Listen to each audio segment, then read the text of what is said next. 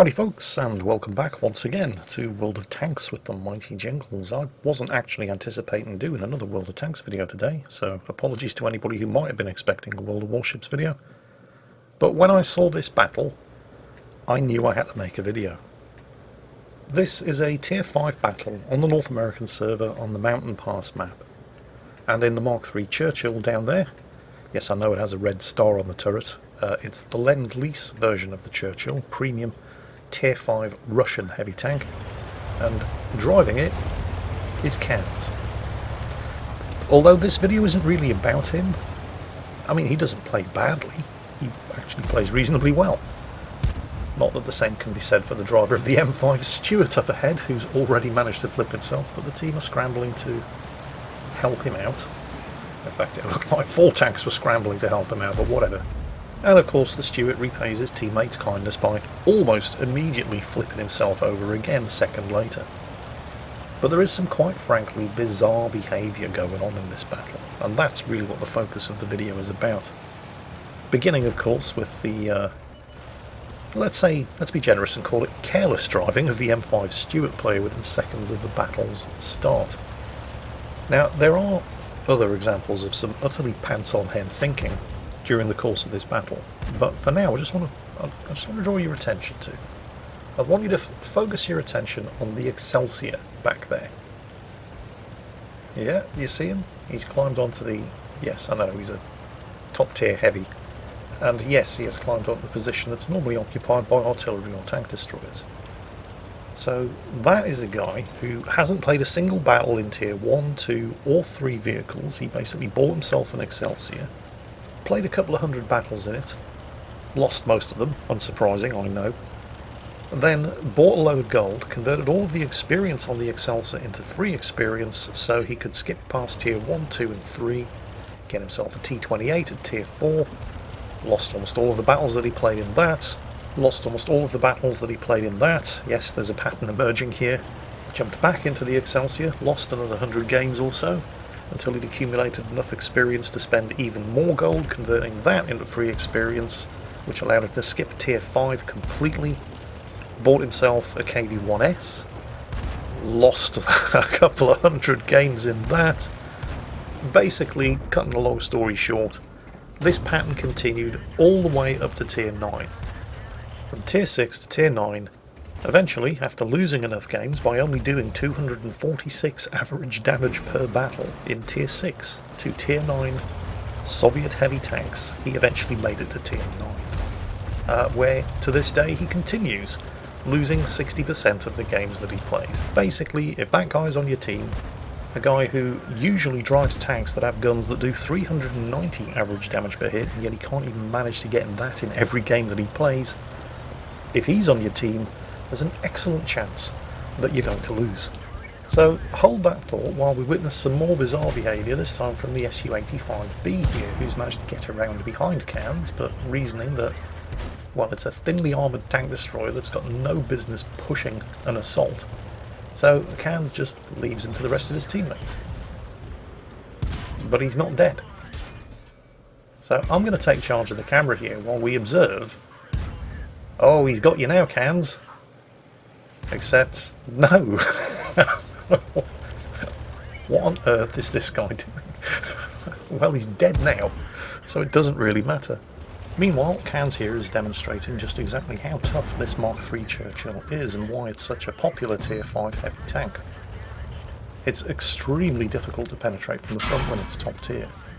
Or at least it is if everybody just fires into the front of the hull. The tracks, however, are not nearly as tough, and it's fairly safe to say that this machine attracts more than its fair share of gold ammunition. The Churchill's side armour is pretty bad, although the tracks can absorb a fair few hits, and it looks like the chap is trying, but oh dear, he's been immobilised. And he's dead too. That just leaves the M43 ahead of Cans, who, well, isn't really a problem because he can't penetrate Cans from that angle, although he could if he knew what I know about the Mark III Churchill.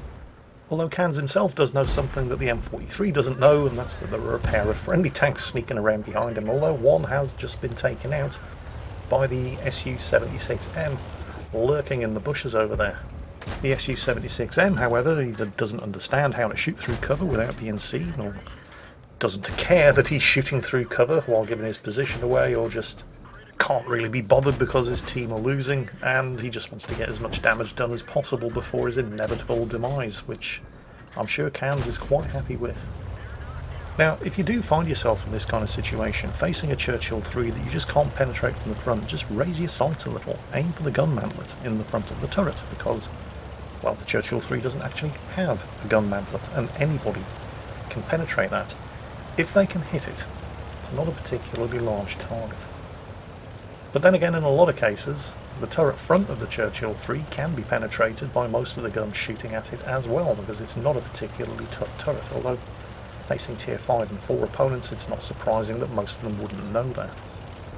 It is still, in my opinion at least, one of the better premium tanks available, because it's only tier 5, it's extremely cheap.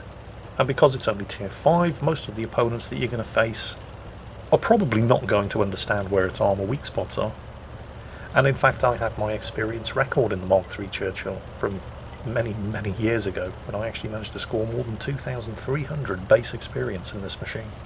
I think it's fairly safe to say I have a bit of a soft spot for this tank.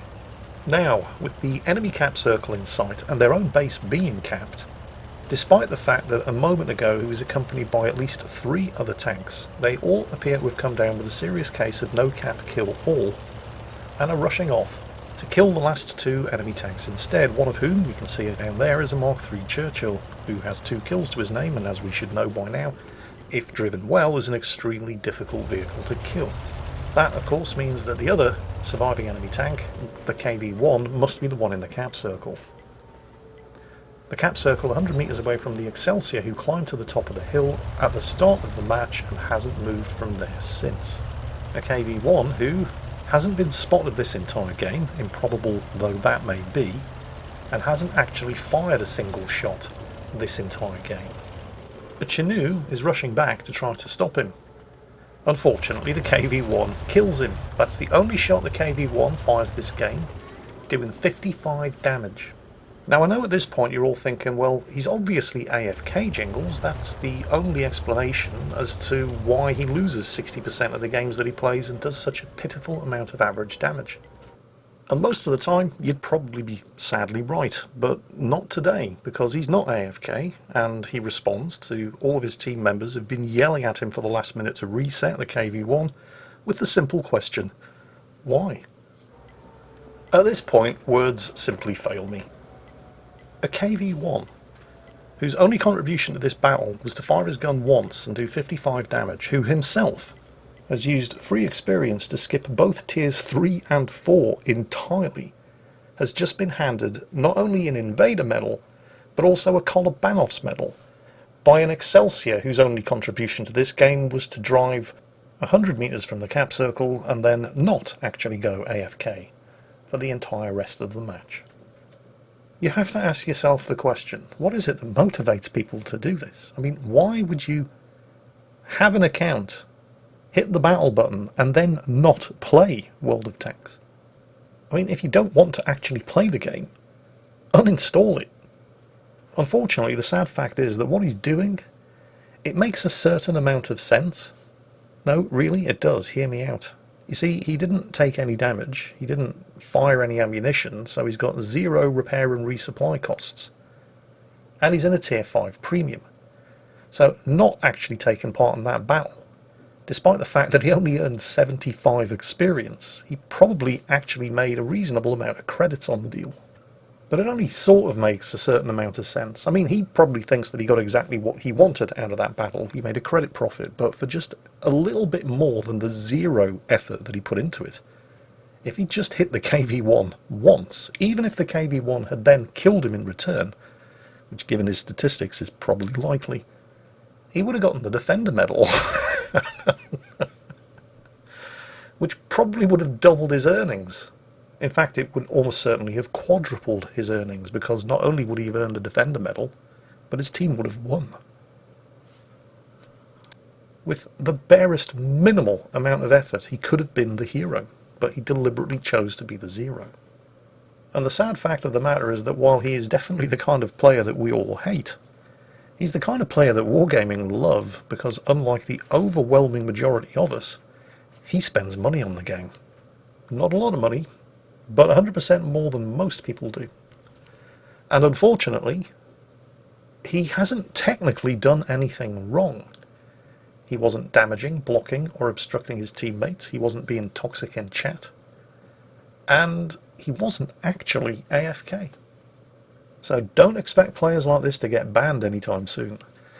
And do expect, because it's not just confined to the North American server, we've got players like this everywhere, do expect to lose 60% of the games that you play when you've got this guy and players like him on your team, irrespective of how well you do individually.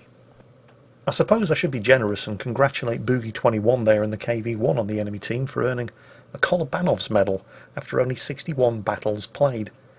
But after only 61 battles played, he probably doesn't even understand the significance of what a Kolobanov's medal is, and I can't help but feel that technically he didn't actually earn it. Meanwhile, I'm sure you all probably have pretty volatile opinions on what you've seen happen in today's video. That's what the comments section is for. Use it or lose it. But that is it for today. Cans, my commiserations. You absolutely did not deserve this result. But it is what it is. Everybody else, as always, take care, stay safe, and I'll catch you next time.